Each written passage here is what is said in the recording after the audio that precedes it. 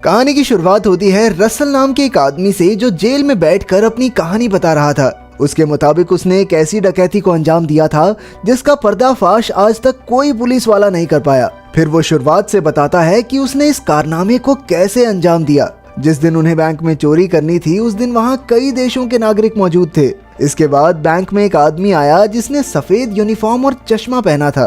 तभी उसके पीछे ऐसी ही यूनिफॉर्म वाले कई नकाबपोश लोग घुस आए और फिर पहले आदमी ने भी अपना चेहरा ढक लिया। उन्होंने तुरंत बैंक का दरवाजा बंद किया और अचानक अपने हथियार निकाल लिए, जिससे वहां मौजूद सभी लोग बुरी तरह डर गए। फिर चोरों ने वहां स्मोक बॉम्ब्स छोड़ दिए और तभी बाहर से गुजर रहे एक पुलिस वाले की नजर बैंक से निकल रहे धुएं पर पड़ गई। उसने तुरंत पुलिस को खबर कर दी, लेकिन तभी एक चोर ने उसे बंदूक दिखाकर धमकी दी कि उसने कई लोगों को बंदी बना रखा है। अगर पुलिस ने कुछ भी करने की कोशिश की तो वो सभी कैदियों को मौत के घाट उतार देंगे। इसके बाद उस पुलिस वाले ने जल्दी से पुलिस फोर्स बुलवाई और बाहर के लोगों को बैंक से दूर हटाने लगा। फिर हम डिटेक्टिव फ्रेजियर को देखते हैं। जैसे ही उसे डकैती की खबर मिली तो वो अपनी टीम के साथ बैंक के बाहर पहुंच गया। कुछ ही पलों में पुलिस ने बैंक को चारों ओर से घेर लिया और तो और वहां देश भर के टीवी चैनल भी इकट्ठा हो गए थे। उधर बैंक के मालिक को भी खबर मिली कि उसके बैंक में चोर घुस आए हैं और लोगों को बंदी बना लिया गया है। इधर डिटेक्टिव फ्रेजर और डिटेक्टिव मिलर ने अपनी जांच शुरू कर दी थी। वहीं बैंक में चोरों ने सभी हॉस्टेजेस को एक जगह इकट्ठा किया और सबके फोन जब्त करके एक लिफाफे में डाल दिए। लेकिन बैंक में काम करने वाले पीटर ने उनसे कहा कि वो अपना फोन घर पर ही भूल आया है। तब एक चोर ने किसी का फोन लेकर पीटर के नंबर पर कॉल किया और तभी ऑफिस से उसका फोन बजने की आवाज आने लगी। अब बेचारे पीटर की हवा टाइट हो चुकी थी और उसने चोरों से माफी मांगना शुरू कर दिया। लेकिन गैंग लीडर गुस्से में उसे घसीटकर ऑफिस में ले गया और उसे तब तक पीटा जब तक वो बेहोश नहीं हो गया। आखिरकार उसने बाहर आकर सबको धमकाया कि जिसने भी चालाकी करने की कोशिश की उसका यही हाल होगा। इसके बाद उसने सभी हॉस्टेजेस के कपड़े जबरदस्ती उतरवा कर उन्हें बिल्कुल अपने साथियों जैसे कपड़े पहना दिए।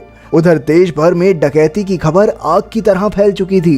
तभी बैंक में मौजूद एक बूढ़े आदमी को दिल का दौरा पड़ गया, इसलिए चोरों को मजबूरन उसे बैंक से बाहर भेजना पड़ा।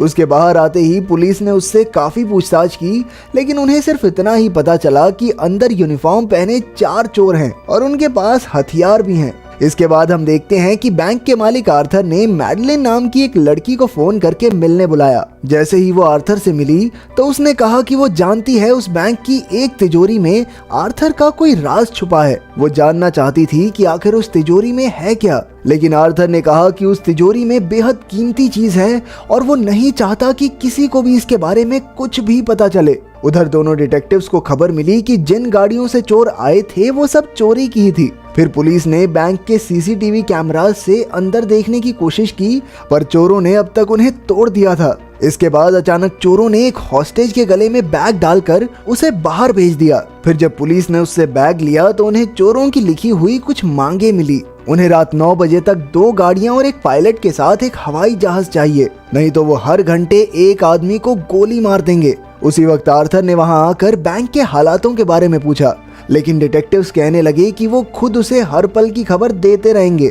इसके बाद चोरों ने पुलिस से अंदर बंद लोगों के लिए खाने पीने की मांग की और तब डिटेक्टिव को एक तरकीब सूझी। उसने बड़ी चालाकी से खाने के डब्बों में माइक्रोफोन्स लगा दिए ताकि वो बैंक में चोरों की बातें सुन सकें। फिर डिटेक्टिव फ्रेजर खुद डिब्बे लेकर बैंक तक पहुंचा और चोरों के बॉस से बात करने की कोशिश की, लेकिन बॉस ने उस पर कोई ध्यान नहीं दिया। आखिरकार उसने वापस आकर माइक्रोफोन्स के जरिए उनकी बातें सुननी शुरू की, लेकिन वो सब किसी अजीब सी भाषा में बात कर रहे थे।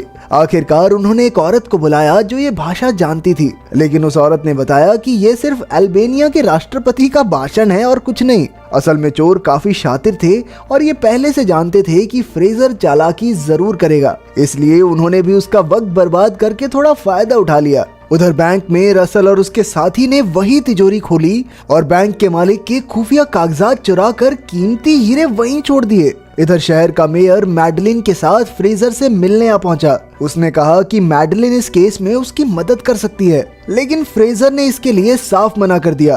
तभी रसल ने उसे बैंक से फोन किया और अपनी मांगे पूरी करवाने का दबाव बनाने लगा, पर फ्रेजर ने कहा कि उसे अभी थोड़ा और वक्त चाहिए। उधर मैडलिन ने सीधा रसल को फोन किया और कहा कि वो पुलिस वाली तो नहीं है, लेकिन उसके पास रसल के लिए एक बेहतरीन ऑफर है। आखिरकार रसल ने उसे बैंक में मिलने बुला लिया। जब वो अंदर पहुंची तो उसने रसल से कहा कि पुलिस तो जरूर उसे पूरी उम्र के लिए जेल में कैद कर देगी, लेकिन अगर वो मैडलिन का साथ देगा तो वो उसे बिना किसी इल्जाम के बरी करवा सकती है। साथ ही साथ उसे इस काम के लिए $20 लाख भी मिलेंगे। इस पर रसल ने कहा, देखो मैडम, कहानियां बुनना बंद करो और बताओ कि ये काम है किसका। लेकिन मैडलिन ने कोई नाम बताने से इनकार कर दिया। तब रसल ने उसे एक कहानी सुनाई। दूसरे विश्व युद्ध के दौरान एक अमेरिकी आदमी स्विट्जरलैंड के बैंक में काम करता था। उसने नाज़ियों के बीच अपने ओहदे का गलत फायदा उठाया और देखते ही देखते वो काफी अमीर हो गया। उसी पैसे से उसने ये बैंक खोला और वही ये आदमी है जिसने मैडलिन को उसके पास भेजा है। अब मैडलिन भी समझ गई कि आज उसका पाला एक टक्कर के आदमी से पड़ा है, तो उसने सीधे सीधे डील की बात की। उसे रसल को बचाने के बदले तिजोरी में रखे वो खुफिया कागज चाहिए थे। फिर रसल ने उसे एक कागज दिखाया, लेकिन उसने वो मैडलिन को देने से साफ इनकार कर दिया। आखिरकार मैडलिन चुपचाप वहाँ से चली गई। उसके बाहर आते ही फ्रेजर ने उससे चोरों के बारे में पूछा, तो मैडलिन कहने लगी कि उसे पूरा विश्वास है कि चाहे कुछ भी हो जाए लेकिन रसल किसी को मारेगा नहीं, वो सिर्फ अपनी बात मनवाने के लिए धमकियां दे रहा है। अब फ्रेजर ने रसल को फोन किया और कहा कि हवाई जहाज तैयार है, लेकिन उससे पहले वो खुद बैंक में जाकर कैदियों की जांच करना चाहता है। रसल मान गया और फिर फ्रेजर बैंक के अंदर पहुंचा। उसने बैंक के सारे कमरों में मौजूद हॉस्टेजेस से बात की और उनकी सलामती देखकर वो बैंक से बाहर जाने लगा। जाते जाते उसने कहा कि चाहे जो भी हो वो रसल को उम्र कैद की सजा दिलवा कर रहेगा। पर रसल ने भी पूरे कॉन्फिडेंस से कहा कि भाई मैं तेरी आंखों के सामने से निकल जाऊंगा और तू मुझे पहचान भी नहीं पाएगा। ये सुनकर फ्रेजर ने अचानक उस पर हमला कर दिया, पर एक दूसरे चोर ने पीछे से उसके सर पर बंदूक रख दी। फिर रसल ने कहा, अगर अब हमारी मांगे पूरी नहीं हुई ना तो ये सब के सब एक एक करके मरेंगे, समझा। आखिरकार फ्रेजर वापस पुलिस टेंट में लौट आया और अब उसे भी यकीन हो चुका था कि रसल किसी को जान से तो नहीं मार सकता। उसी वक्त एक ऑफिसर ने वहां आकर फ्रेजर को बताया कि उसे केस से निकाल दिया गया है और उसकी जगह अब कोई और डिटेक्टिव लेगा। असल में जो नया कैप्टन था वो बैंक पर हमला करके आम लोगों को चोरों से आजाद करवाने का प्लान बना रहा था, और तो और उन्हें बॉम्ब्स को भी ढूंढना था जो चोरों ने बैंक में लगाए थे। उधर फ्रेजर को अचानक चोरों के भेजे हुए बैग में एक डिवाइस मिला, तो उसे समझ आया कि अब तक वो चोर पुलिस की सारी बातें सुन रहे थे।